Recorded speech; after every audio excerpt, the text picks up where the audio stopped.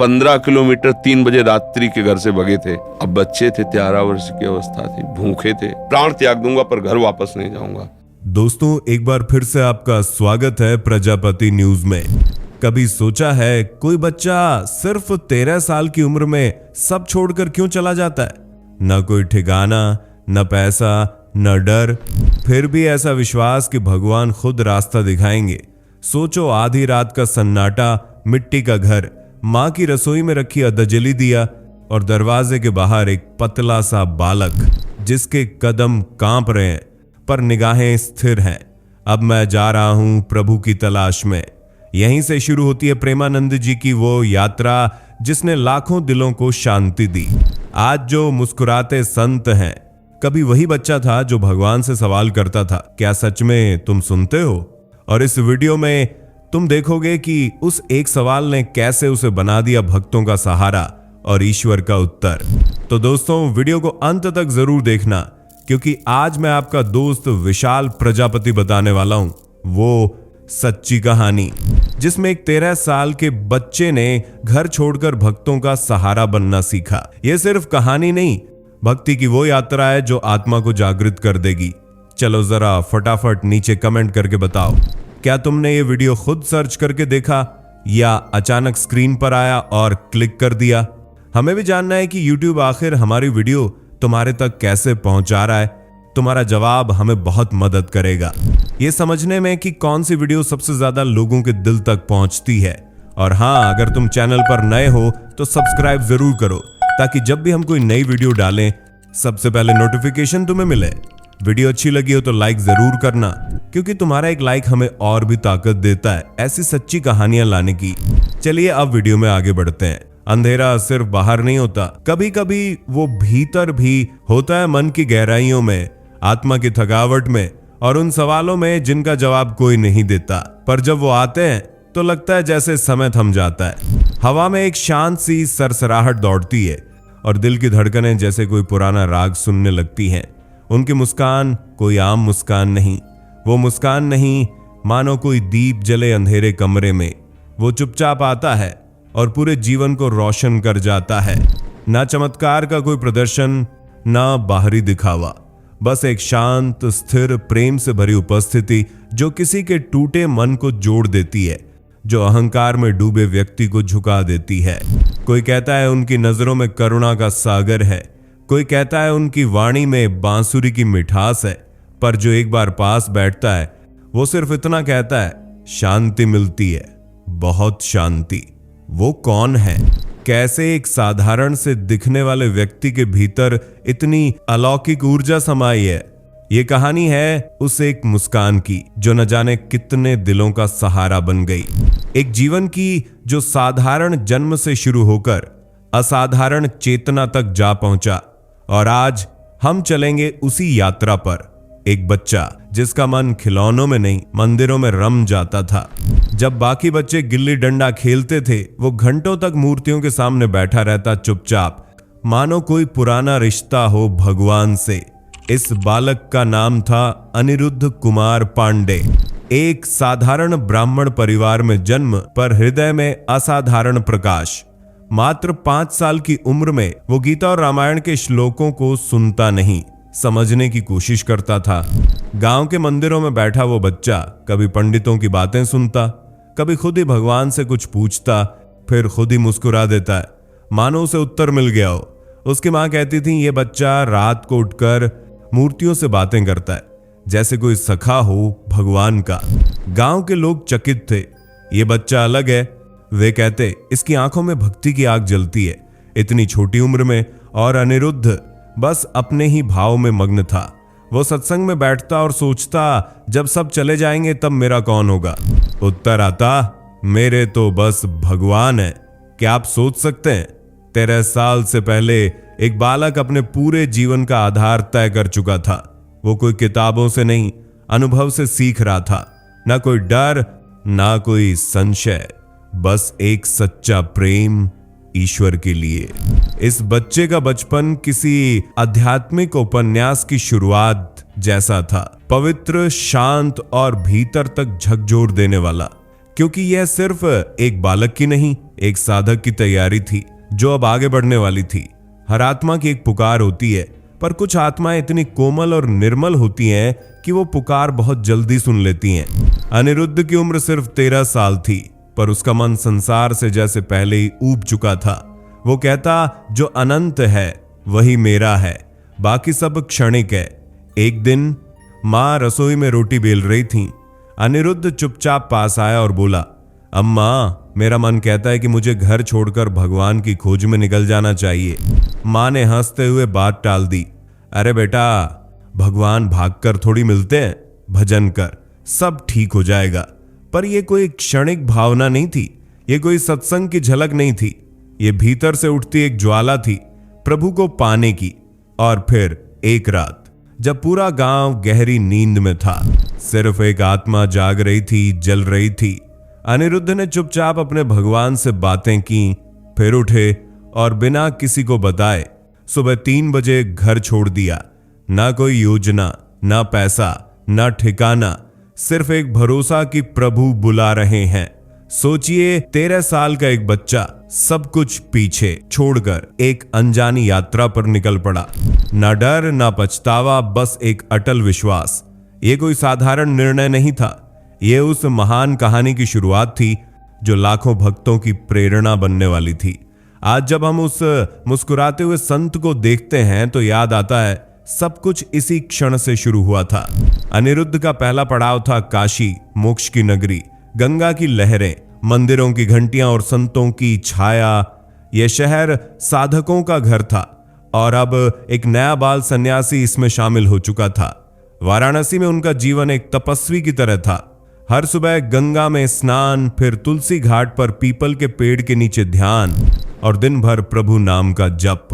भोजन कोई व्यवस्था नहीं, बस 10-15 मिनट के लिए भिक्षा मांगते। अगर कोई दे दे तो प्रभु की कृपा, न मिले तो बस गंगा जल पीकर भजन में डूब जाना। कई दिन ऐसे गए जब अनिरुद्ध ने एक दाना भी नहीं खाया। शिकायत नहीं, उनके भीतर एक शांति थी जो दुनिया के शोर से परे थी। एक बार किसी को रोटी खाते देख उन्होंने मन ही मन कहा, कितना भाग्यशाली है, इसे रोटी मिली है, और खुद भगवान का नाम लेकर मुस्कुरा दिए। उनका जीवन अब एक परीक्षा थी, शरीर की, मन की और आत्मा की। भीड़ से दूर, नाम और मान से अलग। वो अकेले नहीं थे, उनके साथ सिर्फ ईश्वर थे। काशी में उन्होंने त्याग, तप और तटस्थता का स्वाद चखा। हर कठिनाई उन्हें और दृढ़ बना रही थी, क्योंकि जब लक्ष्य प्रभु के चरण हों तो भूख, प्यास, अकेलापन, पीड़ा सब साधन बन जाते हैं। ये वो दौर था जब एक किशोर सन्यासी ईश्वर के प्रेम में खुद को पूरी तरह समर्पित कर रहा था। काशी में एक शाम अनिरुद्ध तुलसी घाट पर ध्यान में बैठे थे।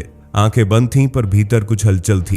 तभी एक संत पास आए और बोले, बाबा, चैतन्य लीला हो रही है और रात को रास लीला, चलो चलकर दर्शन करते हैं। अनिरुद्ध का स्वभाव एकांत का था। भीड़, शोर, आयोजन, ये सब उन्हें खींचते नहीं थे। उन्होंने मना कर दिया, पर संत ने मुस्कुराते हुए फिर आग्रह किया, रास लीला है, बस एक बार देख लो। राधा कृष्ण की लीला कोई साधारण बात नहीं होती। आखिरकार अनिरुद्ध चल पड़े और जैसे लीला शुरू हुई कुछ बदल गया। बांसुरी की मधुर धुन, राधा कृष्ण की प्रेम भरी झलक, भक्तों की आंखों से बहते आंसू और मंच पर ऐसा प्रेम जैसे कोई स्वप्न जी रहे हो। अनिरुद्ध वहीं ठिठक गए। उनका मन पुलकित हो गया, आंखें भर आईं। वो बोले नहीं, पर भीतर कोई कह रहा था, यही है मेरा घर, यही है मेरी राह।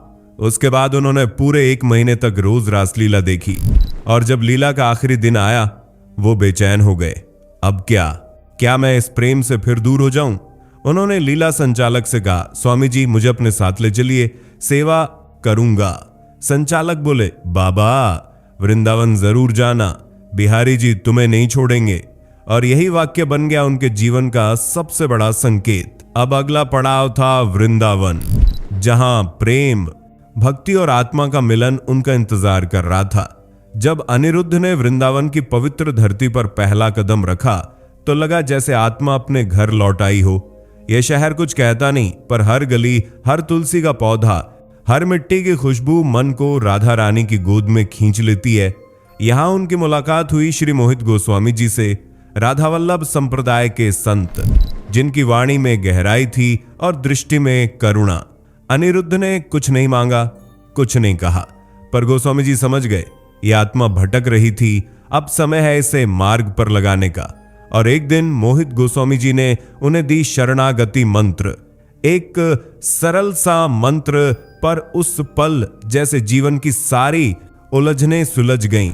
अनिरुद्ध ने अनुभव किया, अब मैं सिर्फ खोजने वाला नहीं, अब मैं समर्पित हूं, अब मैं एक साधक नहीं, एक सेवक हूं। शरणागति मंत्र ने उनके भीतर वो मौन पैदा किया जो सबसे ऊंचे मंदिर की घंटी से भी गूंजता है। यह दीक्षा सिर्फ एक परंपरा नहीं थी, यह एक आध्यात्मिक पुनर्जन्म था।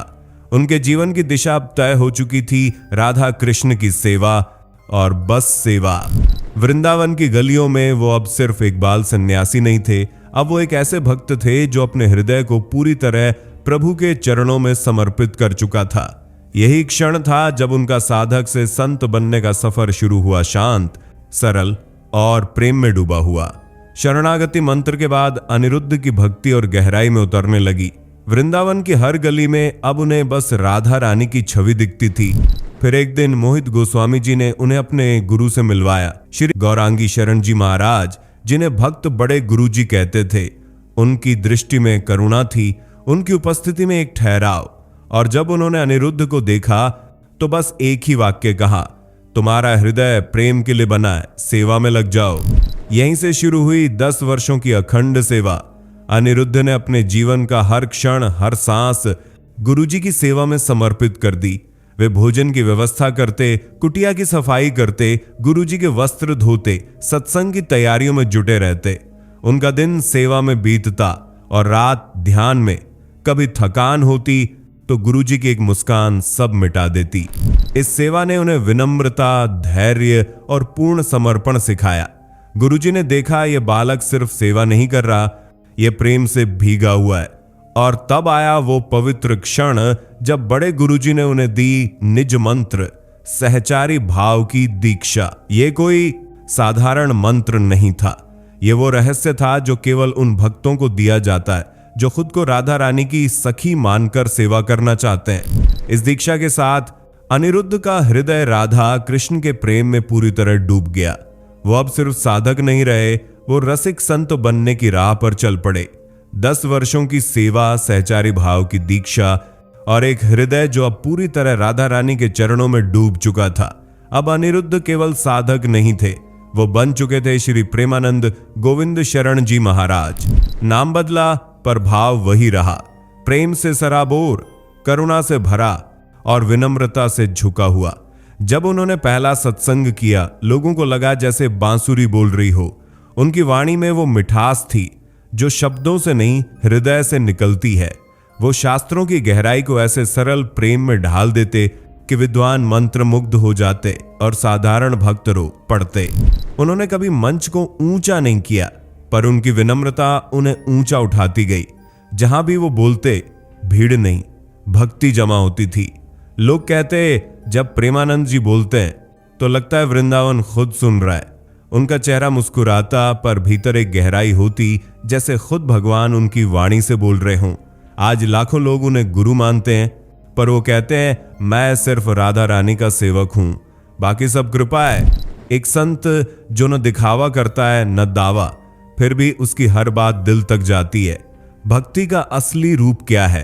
प्रेमानंद जी कहते हैं, भजन के साथ जब सेवा जुड़ जाए तब वह संपूर्ण भक्ति बनती है। इसी सोच के साथ उन्होंने वर्ष 2016 में स्थापित किया श्रीहित राधा केली कुंज ट्रस्ट। ये कोई साधारण ट्रस्ट नहीं था, ये बना उन भक्तों, साधकों और जरूरतमंदों के लिए एक आध्यात्मिक आश्रय। हर दिन सैकड़ों लोगों को मुफ्त भोजन करवाना, गरीब संतों के लिए निशुल्क चिकित्सा जांच और दवाइयों की व्यवस्था, भक्ति साहित्य का वितरण, नियमित सत्संग और ऐसा आश्रम जहां हर कोई प्रेम से रुक सके। जो साधक भटकते थे उन्हें स्थान मिला, जो बीमार थे उन्हें संभाल मिली, जो भूखे थे उन्हें प्रसाद मिला। यह ट्रस्ट प्रेमानंद जी के प्रेम और करुणा का विस्तार था। वो खुद कहते, किसी भूखे को रोटी देना राधा रानी की सच्ची सेवा है। उनके इस प्रयास ने वृंदावन में सेवा का एक नया स्वरूप खड़ा किया, जहां भक्ति सिर्फ भजन तक सीमित नहीं रही, बल्कि हर इंसान की पीड़ा को समझना और उसे दूर करना, यही उनकी साधना बन गई। आज राधा केली कुंज ट्रस्ट सिर्फ एक संस्था नहीं, बल्कि लाखों लोगों के लिए एक आशा, एक सहारा और एक जीवंत भक्ति की मिसाल बन चुका है। हर महान साधना की एक अग्नि परीक्षा होती है। प्रेमानंद जी के जीवन में वह परीक्षा तब आई जब महज 35 वर्ष की आयु में डॉक्टरों ने कहा, आपकी दोनों किडनियां खराब हो चुकी हैं। पॉलिसिस्टिक किडनी डिजीज एक ऐसा रोग जो धीरे धीरे शरीर को तोड़ देता है। डॉक्टरों ने स्पष्ट कहा, बस 4-5 साल की जिंदगी बची है। यह खबर किसी भी सामान्य व्यक्ति को हिला देती, पर प्रेमानंद जी मुस्कुराए और बोले, जब राधा रानी का नाम होंठों पर हो तो मृत्यु भी सौंदर्य लगती है। लाखों भक्तों ने किडनी दान करने की पेशकश की, कुछ ने तो अपनी जांच तक करवा ली, लेकिन प्रेमानंद जी ने हर बार विनम्रता से मना कर दिया।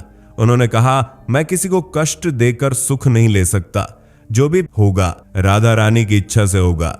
आज भी उनका शरीर दर्द से गुजरता है, डॉक्टरों की सलाह चलती है, दवाइयां चलती हैं, लेकिन वो हर दिन वृंदावन परिक्रमा करते हैं, हर दिन सत्संग करते हैं, हर दिन मुस्कुराकर कहते हैं, प्रभु प्रेम में डूबे हो तो शरीर क्या, पीड़ा भी भाग जाती है।